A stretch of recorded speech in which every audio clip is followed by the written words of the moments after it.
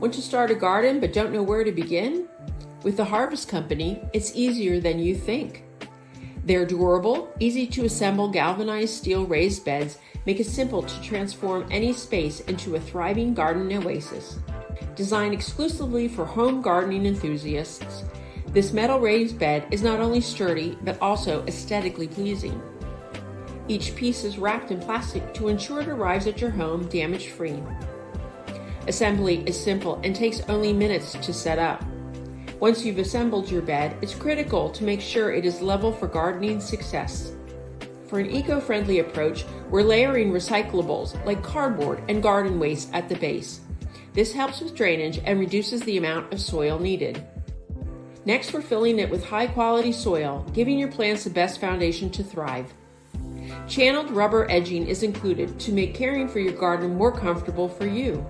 Choosing the right seeds is key, and the Harvest Company has you covered with CCOF, certified organic, oven-pollinated, non-GMO artisanal varieties, perfect for any home garden. To make the most out of my gardening space, I designed my bed in 1-foot squares. This gives plenty of room for plant growth. Planting is easy and fun with the Harvest Company. Did you know you should only plant seeds at twice the depth of the size of the seed? This is one mistake gardeners make, planting their seeds too deep. With the brightly colored stake labels, it makes it easy to see what you're growing. Are you adding established plants to your garden? Snipping off the lower leaves and placing the plant deeper in the hole ensures a sturdy plant.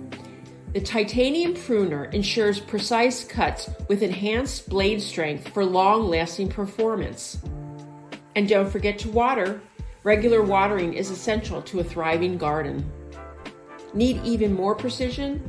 The stainless scissors offer super sharp, tapered blade tips for meticulous trimming and pruning. Use a soft twist tie to keep your climbing plants upright as they grow. Simply twist into place and cut off the excess. When it's time to harvest, the Japanese carbon steel harvesting shears makes the job easy with extra smooth, hard chrome-plated blades designed to prevent plant damage while cutting. Using your homegrown produce is so rewarding and delicious. And to keep your homegrown fruits and veggies fresh longer, the Harvest Company's household vacuum sealer locks in flavor and extends shelf life with adjustable seal times and precise vacuum control. Simply pull out a bag, cut it the proper size, and seal one end. Fill the bag with your fresh veggies and seal, locking in their goodness. With the Harvest Company's top-tier gardening essentials, growing and preserving your dream garden has never been easier. Start your raised bed garden today and experience the joy of homegrown success. A huge thank you to the Harvest Company for sponsoring this video. Do you have a dark corner of your yard that needs a bit more light, but also some garden storage? So you're going to begin by getting a pair of post hole diggers and get started digging. You need this to be big enough for a 4x4 post. I got a 4x4x6 so there would be no cutting, and I went about 2 feet deep with this hole. Once you know you're at the right height, put your 4x4 in the hole and fill it back in with the soil that you took out.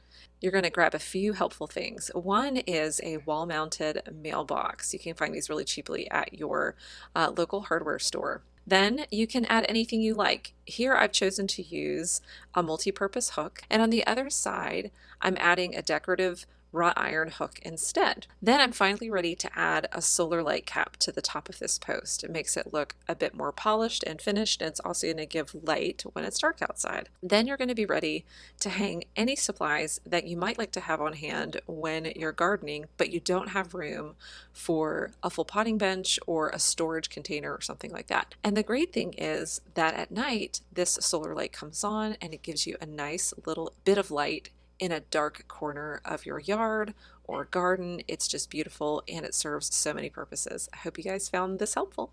Did you know you can get a jump start on your spring gardening by digging through your recycling bin? Grab yourself a milk jug or an apple cider jug, and just below the level of the handle, you are just going to cut a line around, but not completely around. You want to create almost a little bit of a hinge. Essentially, what we're going to be making here is a little greenhouse for winter sowing. You're then going to make a couple holes in the bottom for drainage just in case. Then you're going to want to take some good quality potting soil and fill them up almost to your cut line, but not quite. Seeds don't need to be too deep in order to grow. Once you've got that in, you can water it in a little bit if your potting soil happens to be a bit dry, and then sprinkle in whatever seeds you'd like to start. I'm using some spinach seeds here, and then you can either push them down and cover them up, or you can add a little bit more soil on top and water it in again. Then you're going to want to pivot the lid back over, kind of sealing it up as best you can, and then put them in a nice sunny spot. And the goal is that they're going to stay cold, and then once the weather warms up, the seeds will begin to germinate and you'll already have a jump start on your seedlings. I've got an area on the side of my house that is just ugly with an old hose. So what I'm going to do is take some handles and also the base for a planter, and I'm going to put these handles on the side, but it can be difficult to find out how to do it. So all you got to do is take the handles and put some tape over them. Take a pin and you're just going to poke through where the screws go in the handles. Then you'll just peel the tape off, and you can then transport the tape onto the side of the planter where you want to drill your marks. Once you got it on there firmly, just go ahead and take a pin or a black marker and just push it through and mark. This is where you're going to drill the holes. Once you remove the tape, it's going to show you where your 2 marks are. Now, on the screws that go for the handles, you want to make sure you get the right size drill bit, just enough that the threads will go through the planter. Drill your holes, and then you can pop the screws through from the inside to the out. And that way you can go ahead and put these handles on. Use your hand to tighten them first, and then a screwdriver later. Go ahead and put both sides on, and make sure you get them nice and tight. We're going to be using these handles to carry this base around. Then what we're going to do is go ahead, put both sides on, but we're going to flip it over because we need to drill some drain holes. I went ahead and just used these marks that are on the back and put them all the way through, and also want to make sure I get the middle one. That way it can drain if it needs to. Once we got these holes drilled, turn it back over, and we're going to use some succulent potting soil. Put that all over and spread it out, fill it up, and then you can begin to go ahead and transplant your succulents over to this base.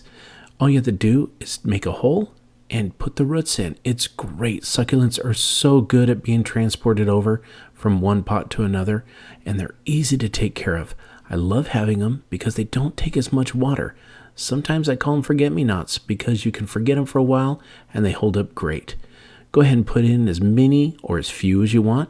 On the planter though, where we're going to hide the hose, we need to drill a hole about halfway up, and that's how we're going to put the hose in. Go ahead and make sure about a 1-inch hole will be just fine. Also, sometimes them garden hose leak, so we also want to put some drain holes in the bottom of this planter. Now the last thing we got to do is put some wood in there. That's going to hold this lid up. I went ahead and used my drill to do a pre-drill, put some screws in there, and then you put the wood back up against the side, and you'll use your drill to go ahead and cinch those screws down. If you do it nice and tight, it's going to hold it really nice. Once you got it, make sure you do 2 on each side. Make sure you also get that garden hose through. Pull it all the way through, wrap it up, and look at that. Go ahead and put your succulent tray right on top. I hope this inspired you to build your own DIY succulent tray garden hose holder. Thank you for watching Home Talk, and we'll see you next time.